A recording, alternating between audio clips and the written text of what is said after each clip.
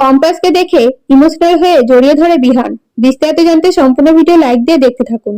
Compass Malaysia যে বিজ্ঞানীর সাথে দেখা করে জানতে পারে কম্পাসের বাবা আর মালয়েশিয়ার বিজ্ঞানী একসাথে মিলে জনসাধারণের জন্য কম খরচে ইমিউনিটি পাওয়ার বাড়ানোর জন্য ওষুধ তৈরি করছিল। তবে হঠাৎ করে কম্পাসের বাবা আর কোনো যোগাযোগ রাখেনি। আর অখিলেশ সিঞ্জয় চ্যাটার্জিকে অনেক থ্রেট দিয়েছিল এই ওষুধের ফর্মুলা দেওয়ার জন্য, কিন্তু সিঞ্জয় বাবু দেয়নি। আর তারপর থেকে অভিজিৎ বাবুর সাথে আমার কোনো যোগাযোগ নেই। তখন কম্পাস বুঝতে পারে তারপরে তার বাবাকে অখিলেশ কিডন্যাপ করেছিল।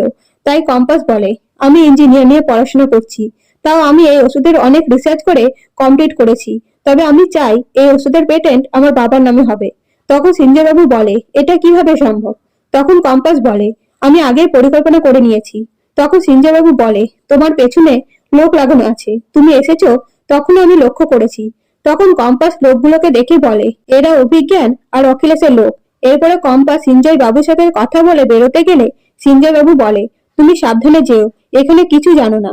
তারপরে আবার পেছনে গুন্ডা লেগেছে। তাই সিঞ্জয় বাবু কম্পাসকে পেছনে দরজা দিয়ে চলে যেতে বলে।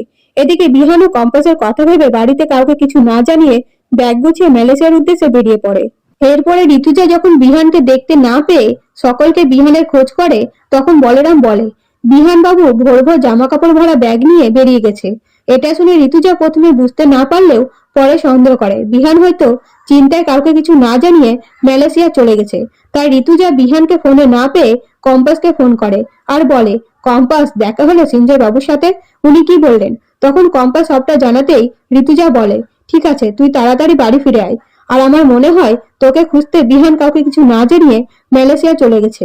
আর আমরা বিহানকে ফোনেও পাচ্ছি না। তখন কম্পাস বলে, ঠিক আছে, আমি দেখছি। তো বন্ধুরা, নতুন নতুন আপডেট পেতে চ্যানেলটিকে সাবস্ক্রাইব করে পাশে থাকবেন। ধন্যবাদ।